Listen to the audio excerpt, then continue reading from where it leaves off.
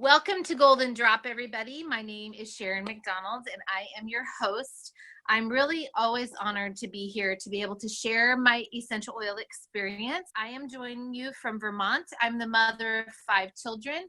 I've been using essential oils for 22 years and have used every essential oil you could imagine. So I am honored to be able to share today with you lemongrass.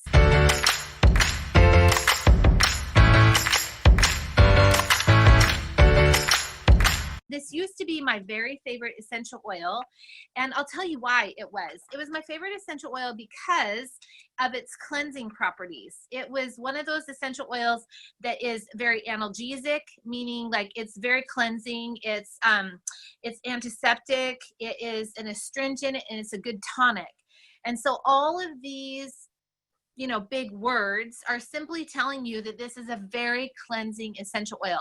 It's also extremely sensitive to the skin. Okay, so what does that mean? It means you need to dilute. Short and simple, dilute. But this essential oil carries a lot of pack in its punch in its pack. It is really, really good for allowing the body to be able to decrease inflammation in muscles. But again, you must dilute it so the skin isn't sensitive. It's also really good at pulling out toxins.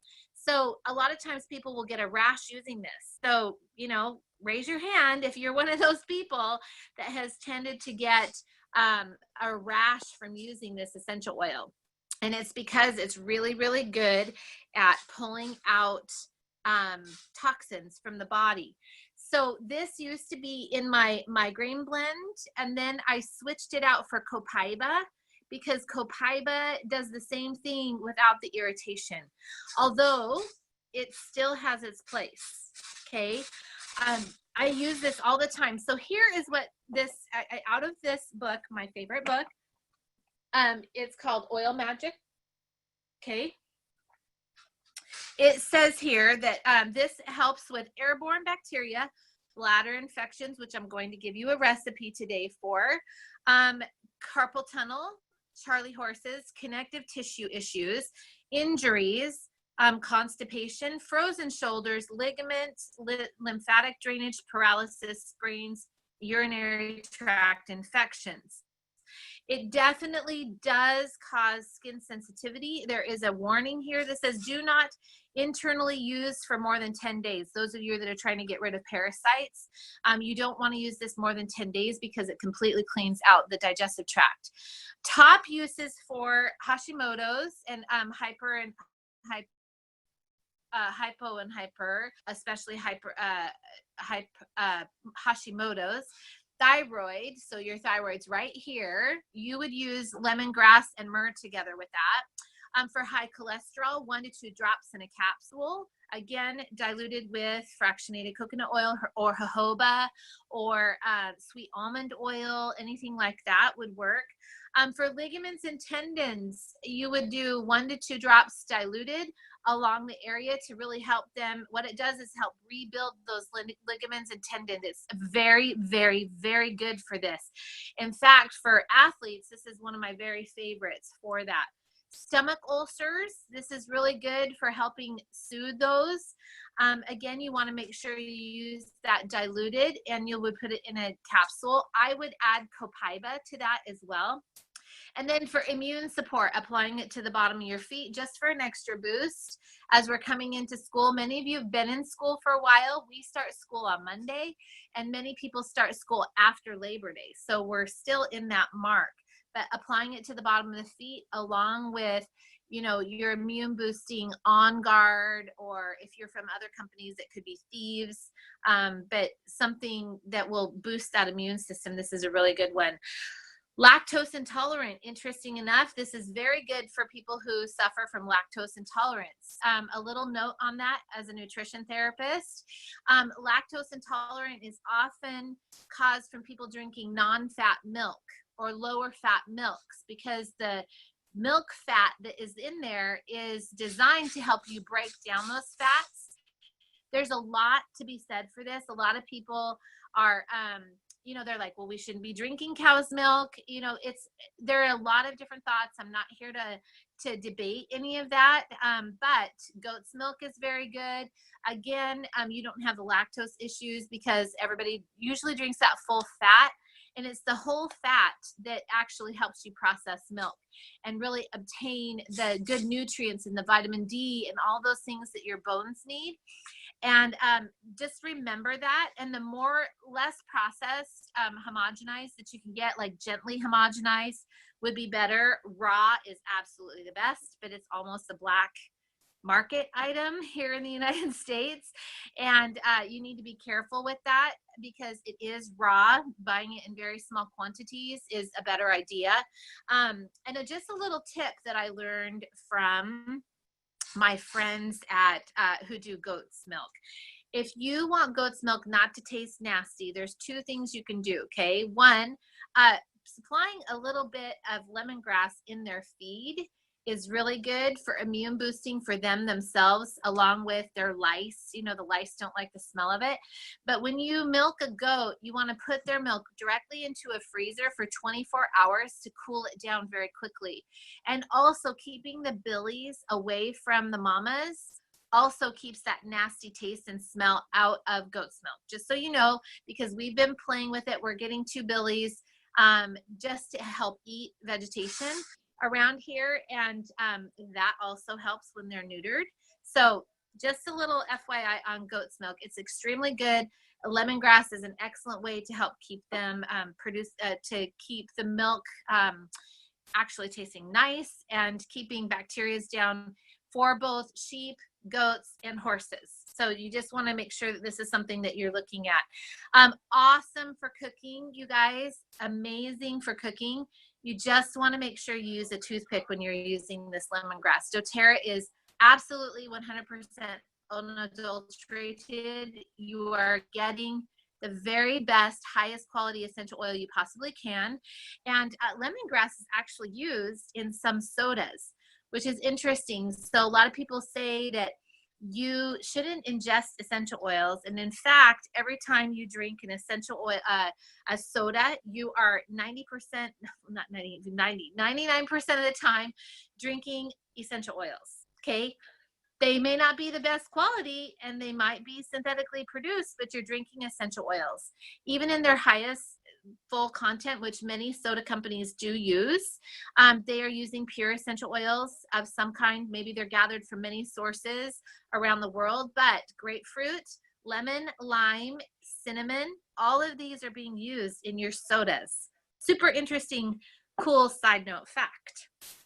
Okay. So I have a couple of keloid scars, and I'm going to give you a recipe really quick. This will also be put up on the blog and in the description of this. So pay attention and get this written down. If you're taking notes, you are going to, for keloid scarring, I like to make these like salves because they're easy for me. And so there's lots of different salve recipes that you can use. The easiest one for me is to just buy the doTERRA lotion from the spa line. It's 100% organic, so it's not going to break down any of there's no parabens in it, and so it's not going to break anything down and have you absorb it. So doTERRA's lotion organic spa line is amazing for this. And so I just put it in a jar and put about 20 drops. So when I say a jar, I'm talking like a half pint canning jar or something to that effect. Sometimes I gather yogurt containers, but this is very, very critical for you to be able to just pour in the lotion of your choice. Make sure it's organic, paraben free, chemical free. You need something that's clear, or you can make your own body butter. But then you add about 20 drops of lemongrass to this, and it will really, really help. Along with so for me, in a half pint jar, I'd fill the whole thing with the lotion, and then I would add in 20 drops of lemongrass and 5 drops of basil. Okay, this is a little modification of what is currently in the book for keloid scarring, but this is very, very, very, very good. Okay, very good for helping those keloid scars heal. If you want to add a little extra bonus point, I'm going to invite you to add about 5 to 10 drops of myrrh. Myrrh essential oil is amazing. Think of it as the mother healing oil of all oils. It's very similar to rose in this property, but it's very protective for skin. Okay, and it really helps the skin work itself together. Okay, if you have your own favorite salve recipe, go ahead and use that, same amount of essential oils in that, and that will help you go. Before we end, I want to share with you a little bit of the emotional aspects. My favorite book is this one right here,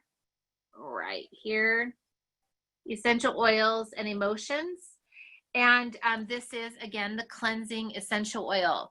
Lemongrass is a powerful cleanser of energy. It dispels feelings of despondency, despair, lethargy. Lemongrass also assists in entering a healing mode and a cleansing state for body, mind, and spirit. In this state, one lets go of old limiting beliefs, toxic energies, and negativity. Lemongrass teaches individuals to move forward without hesitation, and it asks them to commit to a healing path where change regularly occurs. Lemongrass also clears negative energy from the brow chakra. And again, if you're going to use it on the brow chakra here, you want to make sure it's diluted, okay? Which is your spiritual eyes, right? It helps you see things as they really are. As individuals let go of past issues and stagnant energy, they have an increased ability to see situations with discernment and greater clarity. It supports individuals' energy in flowing freely and smoothly. Lemongrass has a powerful mission to assist cleansing physical, emotional, and spiritual abilities. Okay, and so you just want to be able to use 1 to 2 drops with a carrier oil on the bottom of the feet. You can also use it in a spray bottle to environmentally clean the home. Now, one thing that Jason loves for us to share is where lemongrass comes from, and I actually do not know where lemongrass comes from with doTERRA because I forgot to look it up before we had this call. So if someone knows where doTERRA's lemongrass comes from, I would love for you to share because I do not know today, and so I can't share that with you because I forgot to look it up. So there was something else that someone put in the chat section, it looks like. Oh, bladder infection recipe. Thank you, Julie. Oh my goodness. Okay. So, okay, I have just 1 second that I can quickly do this with. In a big water bottle. So this is my water bottle here. Okay. I have a copper one, and I would fill this up all the way with water, and I would add 2 drops of lemongrass, and I would do 2 drops of peppermint essential oil in this, and 1 drop of myrrh. And you guys are probably like, ugh, this is disgusting. But that's what I would do. And then take a Slim and Sassy soft gel, drink the entire, so you shake it up. Okay, shake, shake, shake, shake the water bottle. Drink it all as fast as you can. Drink, drink, drink, drink, drink, drink. And you will see a major difference. The other thing I would add into that would be frankincense. 1 to 2 drops of frankincense in that. So let me do that again. 1 to 2 drops of frankincense. 1 to 2 drops of lemongrass. 1 to 2 drops of peppermint essential oil in this with 1 Slim and Sassy soft gel. If you do not have Slim and Sassy soft gel, you would add 5 drops of Slim and Sassy into this and drink it all together. And that would taste terrible with 1 drop of myrrh. Myrrh is just an extra kick to help the tissues of the bladder. It's very healing, but it tastes terrible. It tastes terrible.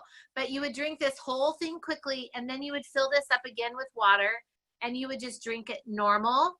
But you want to get as much fluid without burdening the kidneys or the liver with too much water all at once. Within the next hour, you would want to drink this entire thing again. And then take another Slim and Sassy soft gel in about 2 hours after your first thing. But you want to follow this protocol and drink that same concoction in the nighttime before bed, and it will inevitably completely stop a urinary tract infection or bladder infection. So, so, so good, so healthy. And I've done it many times. In fact, I actually had my daughter call me who got a sudden urinary tract infection, and she's like, help. And I have another recipe that I have up on Droply that I will add. I will put both recipes in there, and you can choose which one you want. Both work well. But the one in Droply is also very, very effective. That was my original recipe, was the one that's in Droply. This other one was a new one that adding the myrrh has been very helpful for some clients. So there you go. That's that. I hope that that's helpful for you. And thank you so much for joining me today.